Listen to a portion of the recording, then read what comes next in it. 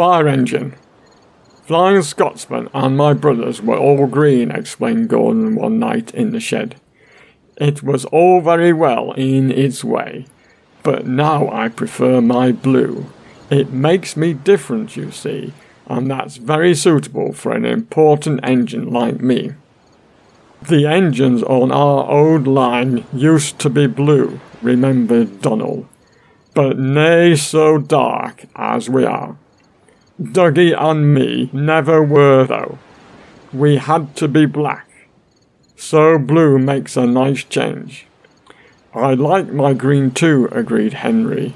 I'd hate to be red like James. People would think I was a fire engine. At least people can see me coming, retorted James. I don't disappear into the background like some engines I could mention.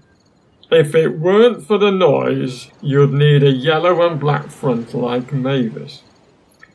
Henry's protests were drowned in the laughter of the other engines, and he went to sleep, wondering how to pay James back. Henry was still cross next morning.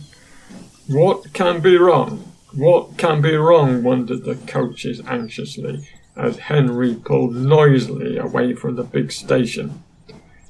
Do come along, Henry snorted impatiently. They had a fast run, but it didn't improve Henry's temper.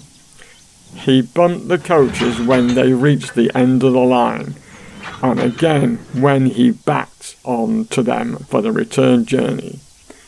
He simmered angrily while the fireman fastened the coupling. No one noticed a rattle from beneath Henry's footplate as he snorted away, and soon the train was running well. Hurry, hurry, hurry, puffed Henry. Faster and faster they went. At last Henry began to feel better. Suddenly he heard a crack from below his cab. Look out! Shouted the driver. He applied the brakes while the fireman scrambled forward to the footplate. He was just in time.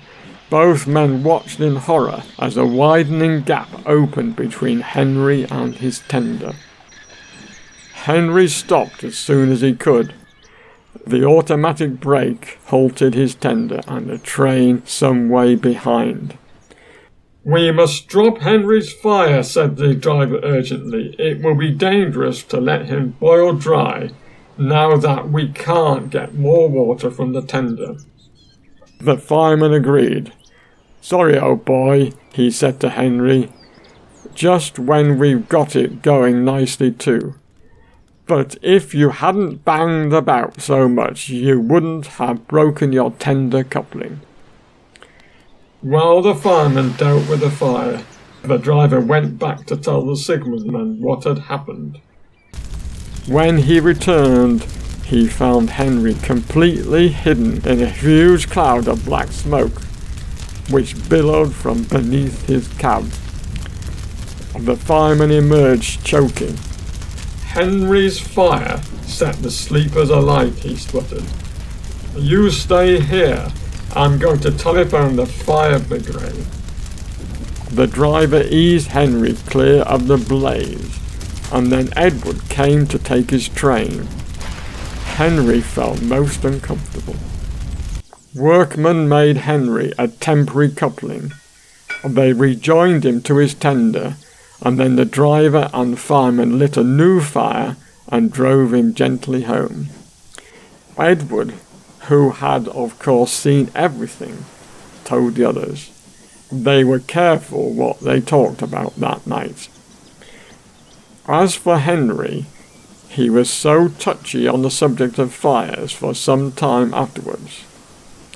But James was quick to notice that from then on, Henry stopped making rude remarks about the colour of fire engines